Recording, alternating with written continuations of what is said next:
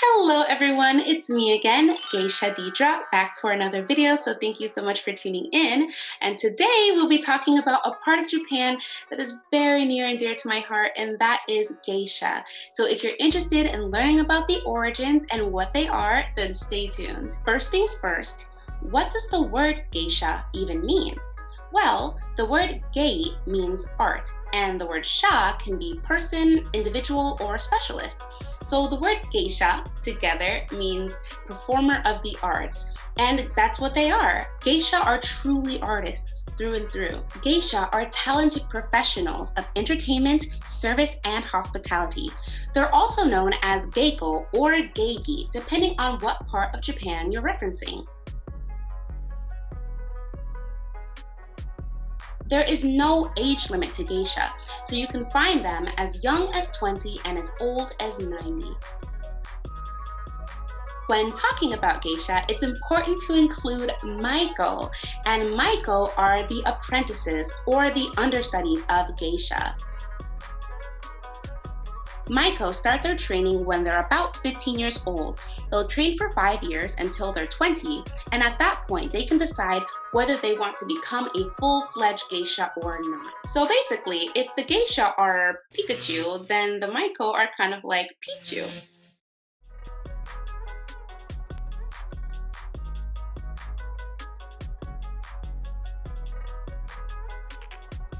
But all in all, the geisha are traditional hostesses who work alongside other nightlife entertainers to create a vivacious and lively experience. Now let's go a little bit into the background and see where geisha came from. The origins of the geisha span far into Japanese history.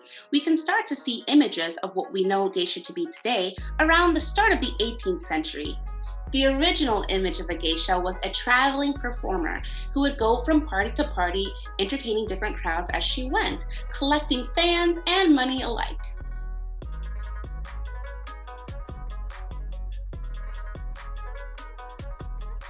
The very first woman to call herself a geisha was a woman named Kikuya in the year 1750. She was a skilled singer and shamisen player who was all the rage at the time. She just had her name was in everybody's mouth. She was extremely popular, and she was the one who first called herself a geisha, a true artist, and she was. Contrary to popular belief, geisha were not prostitutes. I repeat, they were not ladies of the night. However, they did work alongside them. The geisha worked alongside traditional escorts called yujo, who provided an elevated lover-girlfriend experience. Therefore, if a geisha were to be engaged with her guests, she will be invading the yujo's territory, which is a conflict of interest. So therefore, the geisha were just the entertainment. They didn't provide any services outside of that. However, it wasn't uncommon for a geisha to take up a danna. And a danna is basically a patron or a sponsor of sorts. This wealthy man would usually be a former customer who took a liking to the geisha. He would pay for her living expenses, buy her gifts, and be romantically involved with her. If he was single and she was single, they could also get married, but usually this would require the geisha to retire from the craft, because the image of a geisha is usually a woman who was unattached. All right, let's continue on to her appearance. What do geisha traditionally look like? I'm sure you know that geisha are quite distinct in their looks, but we can break down their image into 4 main parts: their makeup, their hair, their kimono, and their shoes. First, let's go to makeup. Geisha makeup is traditionally very white. If you see the back of their necks, you can notice that there is a distinct V-line, which creates a more neat look. Geisha also have red eyeshadow and lipstick, thick brows, and thick eyeliner. Number 2 is their hair. Geisha are known for wearing wigs. Yes, that is not their real hair. Most geisha wear pre-designed wigs, which create a fuller, glamorous look.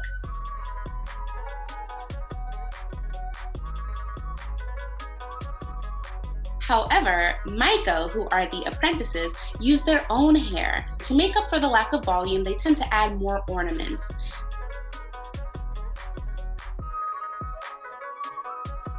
Number 3 is their clothing, their kimono.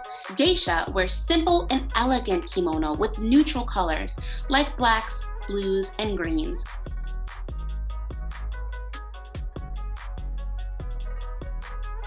Maiko wear a kimono called a furisode, which has long swinging sleeves and a long belt going to the back.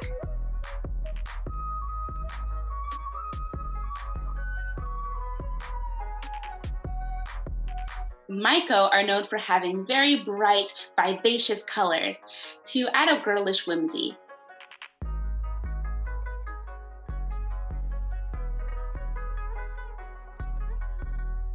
And number 4 is their shoes.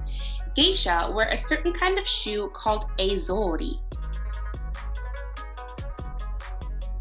And Maiko wear shoes called okobo, which are about 4 inches high. Inside of the okobo shoe, there are small bells that make a cute sound when she walks. So it's kind of like having a cat. Next, let's go to the work life. What were the conditions at her workplace? Being a geisha is a round-the-clock job. You're always trying to do something to improve your craft. During the day, geisha train. Geisha usually have a main gig where they go to on a regular basis. However, if they don't go there, then they may be hired for a special occasion, maybe a dinner party or some kind of function. When working dinner parties, the geisha are usually in a room called the ozashiki. Also, geisha commonly work in pairs. Usually, you'll see a geisha and a maiko because the maiko is shadowing the geisha most of the time.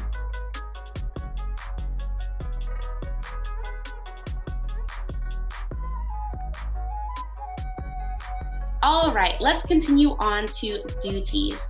What did her work entail? So this part gets a little muddled because the geisha is truly an entertainer in many senses of the word.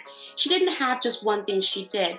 The geisha was more or less an MC. She was the entertainment. She was the hostess. Therefore, it was important for the geisha to be knowledgeable and to be experienced with a lot of different things. Most of the duties the geisha would have involved that entertainment aspect. The geisha would play instruments, dance, sing, and generally create a pleasant atmosphere, keep that energy up, and to engage the guests in a way that kept them wanting more. Some other duties the geisha were expected to fulfill were pouring alcohol, performing flower arrangements and tea ceremonies, and playing traditional Japanese games like Go and Shogi.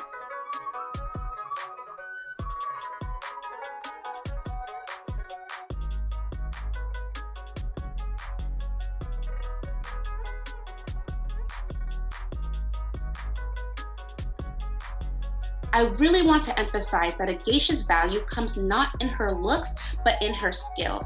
Of course, a geisha is expected to look good. That's just common knowledge. She has to come to work primed and proper and looking her best. However, her true light shines when she's able to show what she can do within. The geisha is expected to be charming, graceful, and intelligent with a knowledge of Japanese history, literature, and philosophy so that she can connect with guests from all walks of life. That way, a geisha is able to entertain the most educated of scholars and the most average Joes of commoners. However, it's pretty rare to find a commoner in a geisha's workplace because the entry fee can be quite high. Nowadays, the geisha skills have expanded to accompany a broadening, globalized world. The geisha are tasked with preserving Japanese culture for future generations.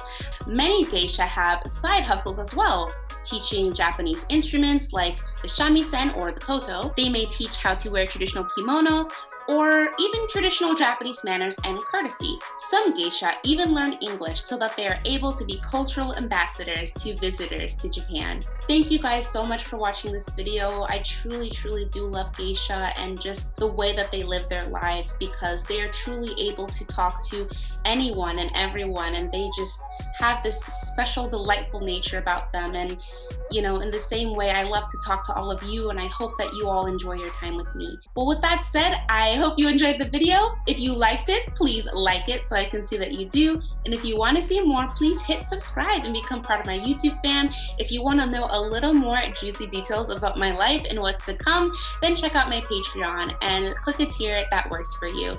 Well, that's all for today. So thank you guys so much, and I will see you in the next one. Bye.